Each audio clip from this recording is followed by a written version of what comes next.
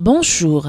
L'affaire Guy Marius Sagna et la hausse du prix de l'électricité au menu de presque tous les quotidiens. Dans Enquête, l'on nous parle du remaniement dans la police. Guy emporte le commissaire Ndour. D'après le journal, après la récente marche sur le palais de Guy Marius Sagna et compagnie, la main de Macky Sall s'est abattue sur le patron du commissariat central de Dakar, Mamadou Ndour. Le commissaire de police a été remplacé hier par El Hadj Cheikh Dramé, jusque-là chargé de l'AIBD. D'autres changements majeurs opérés à des postes stratégiques de la police nationale sont prévus, note toujours le journal. Guy Marius coule le commissaire central de Dakar, barre à sa une Vox Populi qui revient également sur la manifestation jusqu'au palais présidentiel. D'après le journal, le commissaire Mamadou Ndour est remplacé par le commissaire El Hadj Cheikh Dramé. Le commissaire central démis, un gréviste évacué, leur avocat râle. Titre pour sa part Les Échos qui nous rapporte les dégâts collatéraux de l'affaire Guy Marius Sagna et compagnie. Nos confrères de révéler que Malick Biaye a été évacué hier au pavillon spécial après Pape Abdoulaye Touré qui avait même piqué une crise dans le bureau du doyen des juges. Maître Khoureyshiba dans Les Échos de sonner l'alerte et cogne sur l'administration pénitentiaire. La police chamboulée, note également l'As quotidien qui nous rapporte le dégât collatéral de la manifestation devant le palais. Selon nos confrères, le commissaire central viré est remplacé par El Hadj Cheikh Dramé et que Mamadou Ndour avait terminé un plan de circulation. Yakham Mbaye lui répond à Cissé Lo dans l'affaire des intrants agricoles dans la Tribune et le journal d'indiquer que Yakham éclabousse Macky Sall. À lire les détails à la page 4 du journal La Tribune. Walf Quotidien s'intéresse ce matin à l'Alliance pour la République. La grosse pagaille, s'exclame le journal qui donne la parole à Abdoulaye Ndiaye, ancien député. Selon ce dernier, il faut que le président reprenne son parti. Les Échos, pendant ce temps, s'intéressent, lui, à la régression dans le classement de l'indice de développement humain 2019. Le Sénégal perd 2 points et passe de la 164e à la 166e place sur 189 pays, révèle le journal qui nous apprend que jusqu'à 12,6% des pauvres vivent dans des ménages non pauvres, selon le PNUD. Le Sénégal, devancé par le Bénin, la Mauritanie, le Congo ou encore Madagascar, note toujours Les Échos. Libération s'intéresse aux milliards volés et virés vers les paradis fiscaux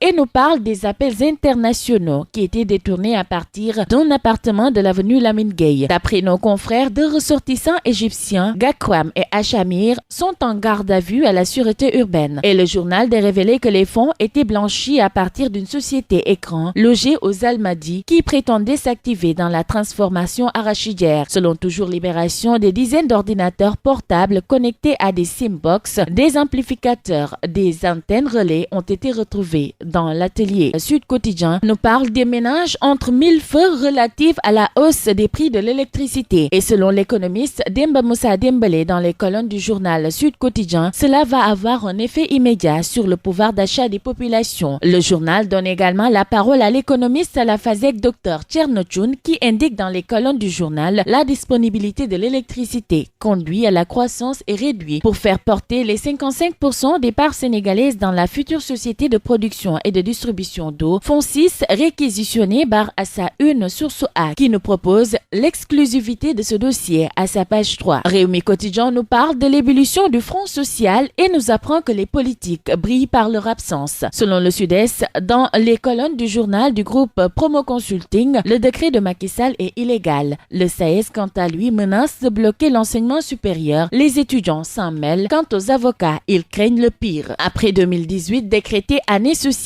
2019, année de toutes les hausses. Barre à sa une Le Témoin qui nous parle de l'augmentation du tarif de l'électricité qui vient clôturer, selon nos confrères, douloureusement une année 2019 marquée par une cascade de hausse des prix. L'Observateur s'intéresse au trafic international de devises et nous apprend que 2 agents du ministère des Affaires étrangères ont été arrêtés à Paris. Le journal de nous rapporter l'histoire de leur interception avec une forte somme d'argent à l'aéroport de Roissy. Restons dans ce même journal pour parler des 2 Sénégalais morts asphyxiés dans une ferme en Espagne. Décédés depuis 50 jours, les cousins Alassane et Abdoulaye Diallo toujours pas rapatriés faute d'argent, barre à sa une le journal L'Observateur qui nous propose également une enquête sur l'insoutenable souffrance des familles de portés disparus. Cela fait 30 ans que mon oncle est parti, tournant définitivement le dos à sa femme et ses 4 enfants depuis sa disparition. Wali brouille toute piste pouvant mener à lui, témoignent ces derniers dans les colonnes du journal du groupe Futur Média. médias aux pages 10 et 11. Sport pour terminer avec le journal Record qui nous parle de Karlsbourg et Liverpool qui se jouent cet après-midi à 17h. Sadio et les Reds en danger barre à sa une le journal Record qui parle d'un sursaut attendu de Napoli de Koulibaly. Le journal rapporte également le choc Inter-FC Barcelone prévu également aujourd'hui et nous apprend que les Blaugranas sont dans l'enfer de San Siro. Le journal Record donne également la parole à Basile Boli, ancien international français, qui indique dans les colonnes de ce journal: Sissi m'avait promis de couper ses dreadlocks. Point de suspension. À vos journaux